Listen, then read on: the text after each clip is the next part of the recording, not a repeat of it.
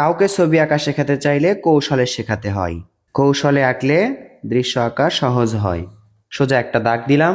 দারুণ একটা দৃশ্য আপনাদেরকে এঁকে দেখাবো, অপেক্ষা করুন, ভিডিওটি শেষ পর্যন্ত দেখুন। এরপর দেখুন এই মাঝে এখান থেকে এইভাবে একটু ভাঁজ ভাঁজ করে এত দূর পর্যন্ত একটা দাগ নিয়ে আসলাম। এরপর এখান থেকেই আবার ঢেউ ঢেউ করেই ওপর দিকে দাগটি তুলে নিয়ে গেলাম।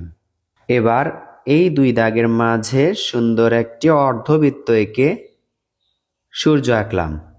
এখান থেকে সোজা একটা দাগ দিলাম। এই তো দেখুন, এভাবে নিচের দিকে নিয়ে আসব। আবার এখান থেকেও নিচের দিকে নিয়ে আসব। এই দাগটা আমরা ডাবল করব। এখান থেকে ডাবল করলাম। এটা হচ্ছে একটি ব্রিজ সিনারি, আর এখানে আমরা রেলিং আঁকবো। এই তো এভাবে করে নিচের দিকে যত আসবে তত এই রেলিংগুলো বড় হবে।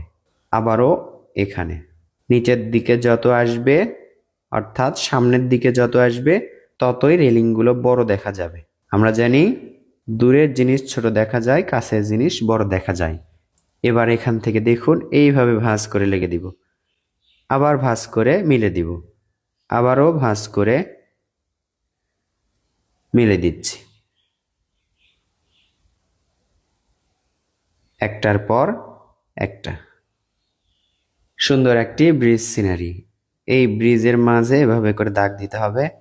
আবারও এখান থেকে সামনেরগুলো বেশি ফাঁকা থাকছে। মূলত এই ব্রিজটাই কিন্তু বেশি সুন্দর লাগছে। এরপর দেখুন এই যে দূরের এই পাহাড় অথবা গাছপালা, যেটা বোঝানো যায়, আমরা পাহাড়ও বোঝাতে পারি, গাছপালাও বোঝাতে পারি। নিচের দিকে গাঢ় করব এবং উপর দিকে হালকা রাখবো। আমরা 4B পেন্সিল দিয়ে এটা করছি। 4B অথবা 6B পেন্সিল দিয়ে করলে এই দাগগুলো গাঢ় হয়। পেন্সিলের দাগগুলো গাঢ় হয়, দেখতে সুন্দর লাগে এবং কষ্ট কম হয়, বেশি ঘষার প্রয়োজন হয় না।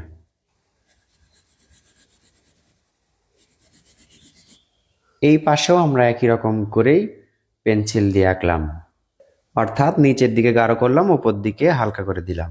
এবার দেখুন এই সূর্যটাকে আরো সুন্দর করতে আমরা এই পাশে সূর্যের চারিপাশে পেন্সিলের শেড দিব।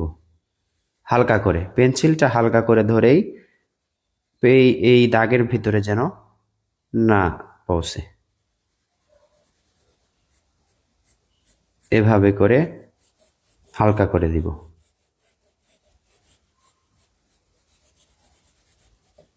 তাহলে দেখুন সূর্যটা অনেক সুন্দর লাগছে। আকাশে দু একটি পাখি উড়ে যাচ্ছে, শুধুমাত্র একটা দাগেই বোঝানো যাবে।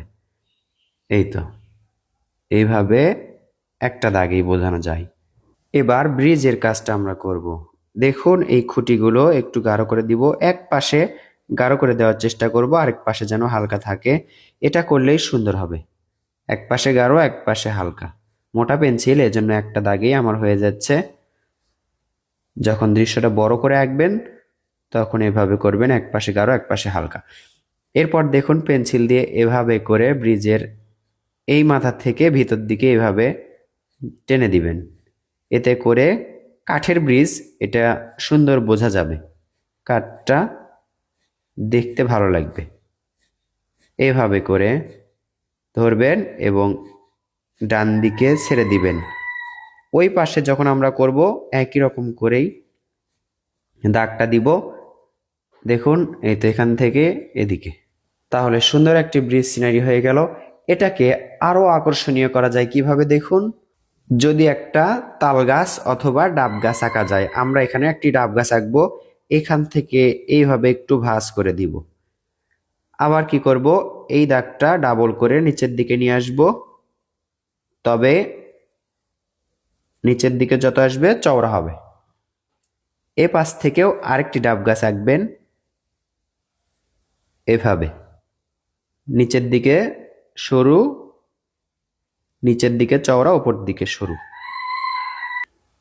আমরা শুরুতেই এক পাশে গাঢ় করব এবং এক পাশে কালো করব। এক পাশে গাঢ় করব এবং আরেক পাশে হালকা রাখবো। এখানেও এক পাশে গাঢ় করব এবং এক পাশে হালকা রাখবো। ডাব গাছের পাতার শেপগুলো আমরা এঁকে নিব এভাবে। দেখুন এটা আঁকা অনেক সহজ বা খুব ইজি। দেখুন এভাবে অনেকগুলো পাতার ডাল এঁকে নিলাম। এখানে শুধুমাত্র ঝিরিঝিরি করে ডাবের পাতার শেপ যেগুলো থাকে পাতা সেরকমগুলো আঁকলেই হবে। মোটা পেন্সিল দিয়ে ডাব গাছের পাতা আমরা এঁকে নিলাম এইভাবে। দেখুন একটু ভিডিওটি স্কিপ করে আপনাদের দেখালাম, তবে এভাবে আপনারা আঁকতে পারবেন, এটাই সহজ হবে।